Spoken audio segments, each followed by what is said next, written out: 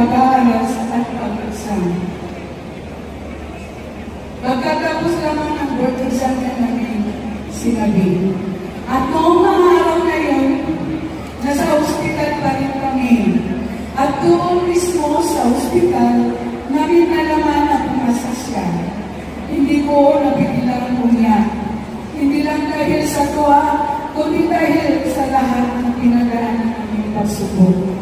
Nilapitan ko ang kanyang papa at mahina kong sinabi, alhamdulillah, nakapas sila.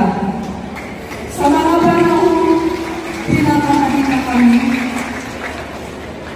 Hindi kami pinabayaan ni Allah subhanahu wa ta'ala. Sa halip, binigyan na kami ng napakagandang balita. Wataagan alam ko, hindi na ginagaling ang pinagdaan mo. Maraming pagod, maraming luha, pero minsan, hindi ako nagdududa sa iyo. Isang kang mabuting anak, magalang, may takot sa Allah, at matatag sa hamon ng buhay. Bilang ina, kahit hindi ko ito madalas nasasabi, gusto ko ibarating nila sa kaibuturan ng puso ko. Wataagan tiyak proud kami ka. Alhamdulillah, dahil binigyan niya kami ng anak na gaya mo. Alhamdulillah, sa ating unang board kasi at sa unang registered social worker sa buong angkan. At sa lahat ng mga magulang na narito ngayon, alam ko pareho ang nararamdaman ninyo. Dahil sa likod ng bawat tagumpay ng ating mga anak, may mga sakripisyong tahimik natin iniis. Ang mga bugabing hindi tayo mapakali sa pag-aaralan. Ang mga dasal na paulit-ulit natin inuusan. At ang mga yakap na gusto natin ibigay kapag sila ay pagod o nalulungkot. Hindi man tayo akumuhan ng exam, pero sa puso natin, kasabay natin pinagdaan mula sa kaba, sa pagod, hanggang sa sandaling narinig natin ang mga salita.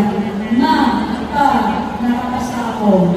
At sa inyo, parang nabura lahat ng pagod. Alhamdulillah, sa pagkakataong ito, alhamdulillah sa ating mga anak, at alhamdulillah sa lakas at biyayang patuloy na ibibigay ni Allah sa ating mga magulang. Assalamualaikum warahmatullahi wabarakatuh.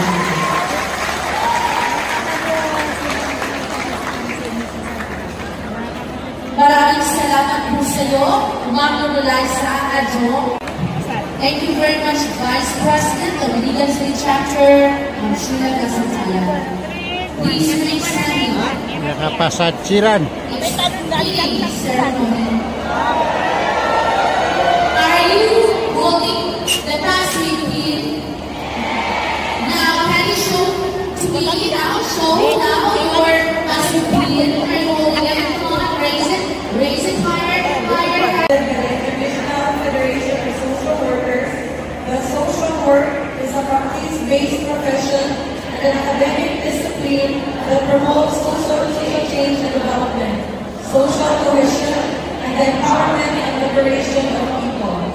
We adhere to the primary mission of the social work profession, which is to restore, promote, and transform the social well-being of individuals, groups, and communities, while simultaneously